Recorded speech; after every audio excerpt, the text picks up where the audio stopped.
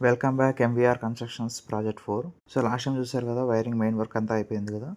So ఈ రోజుతో 2 బెడ్రూమ్స్లో నేను పిఓపికి సంబంధించిన వర్క్ అంతా కంప్లీట్ చేయించాను.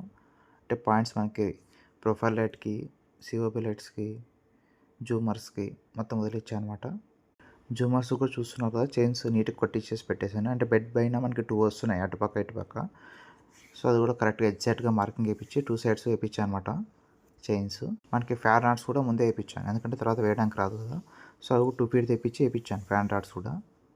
అండ్ మనకి ఇది వచ్చేసి 3వ టిప్పర్ అనమాట, అన్లోడింగ్ అయ్యేది. బ్యాక్ సైడ్ మనం ఫిల్లింగ్ చేస్తున్నాం కదా, ఏదైతే 2.25 సెంట్ మిగిలిందో దాంట్లో ఫిల్లింగ్ చేస్తున్నాము. సో దానికోసం అని తెప్పించాను. సో మొన్న వచ్చింది మనకి 5 యూనిట్స్, అది ఇది వచ్చేసి 3 యూనిట్స్ అనమాట.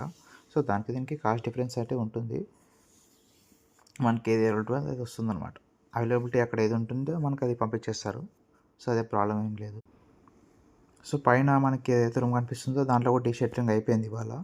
బ్యాక్ సైడ్ మనకి ప్లాస్టింగ్ జరుగుతుంది కదా, వెస్ట్ సైడ్. సో ప్లాస్టింగ్ అయిపోయిన తర్వాత పైన ఆ రూమ్ కూడా ఫినిషింగ్ చేసుకుంటారు.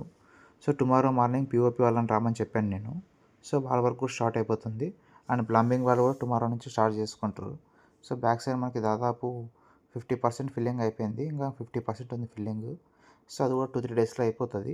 అండ్ కాంపౌండ్ కానుకొని 3 ఫీట్ బెండింగ్ పెట్టించాను, ఎందుకంటే క్లయింట్ అక్కడ చెట్లు వేసుకుంటామని చెప్పారు. సో దానికి గర్సు సెట్ అవ్వదు అనమాట. సపరేట్ దానికి రెడ్ సాయిల్ వస్తుంది. సో అది ఒక 5 ట్రాక్టర్లు తెప్పిస్తే సరిపోతుంది అనమాట. సో ఈరోజు హాల్లో వర్క్ స్టార్ట్ చేసుకున్నారు ఎలక్ట్రీషియన్ వాళ్ళు.